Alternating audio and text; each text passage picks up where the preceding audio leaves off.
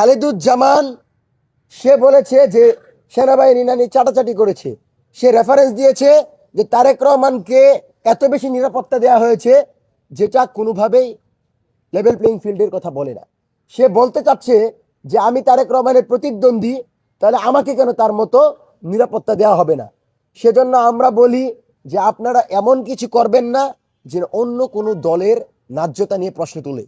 অন্য কোনো দল বলতে পারে যে আমার সেনাবাহিনী কোনো একটা বিশেষ দলকে বিশেষ সুবিধা দিচ্ছে। আর খালিদুজ্জামানের বুঝতে হবে যে আমিরে জামাতের আসনে যে বিএনপির প্রার্থী, তাকে আর আমিরে জামাতকে কি সেনাবাহিনী একই ট্রিট করবে? এটা কি সম্ভব? তো তারেক রহমান আর খালিদুজ্জামানের সাথে কি কারণে সেনাবাহিনী একই ট্রিট করবে? এটা তো বাস্তবসম্মত ধারণা হতে পারে না।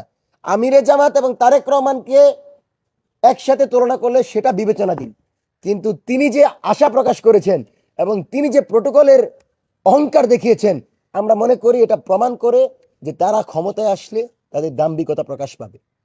সেজন্য খালিদুজ্জামান পরবর্তীতে যদি ক্ষমা না চাইতো, আমরা সরাসরি তাকে অবাঞ্ছিত ঘোষণা করতাম জনগণের পক্ষ থেকে।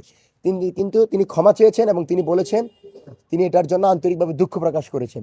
সেজন্য সেই জায়গা থেকে আমরা সবাইকে নিয়ে যেহেতু বাংলাদেশ গড়তে চাই, এমন একটি বাংলাদেশ চাই যে বাংলাদেশে আমি আমার কথা বলতে পারবো, ডান বাম সকলে মিলে ঐক্যবদ্ধ বাংলাদেশ নির্মাণের দিকে আমরা অগ্রসর হতে চাই।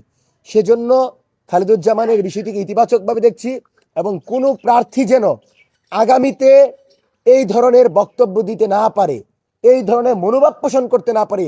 সেজন্য সেনাবাহিনীর প্রতি, সামরিক বাহিনীর প্রতি অনুরোধ থাকবে, ভাই দয়া করে কোনো দলের নেতার পেছনে আপনারা ছুটবেন না।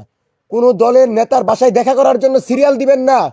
ডিসিরা ছাত্র দলের নেতাদের বাসায় যাবেন না, ছাত্র শিবিরের নেতাদের বাসায় যাবেন না।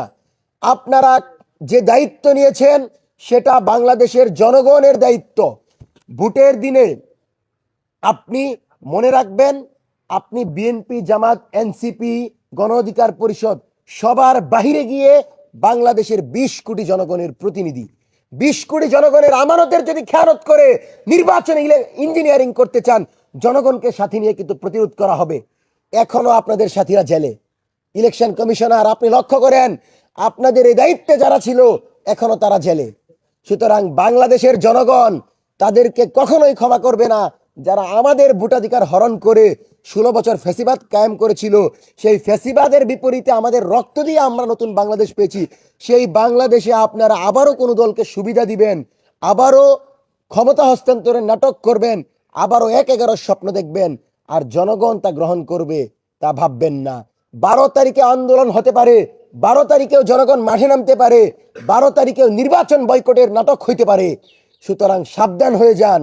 সরকারের এই দায়িত্ব যে সকল দলকে নিয়ে, আওয়ামী লীগ ছাড়া, ফ্যাসিবাদের গোষ্ঠীটি ছাড়া সকল ফ্যাসিবাদ বিরোধী দলগুলোকে নিয়ে ঐক্যবদ্ধ, সুষ্ঠু, অবাধ এবং নিরপেক্ষ নির্বাচনের দিকে যাওয়া। তাছাড়া কোনোভাবেই বাংলাদেশে একটি সুষ্ঠু, স্বাধীন, সার্বভৌম, ইনসাফের বাংলাদেশ প্রতিষ্ঠিত করতে পারবো না।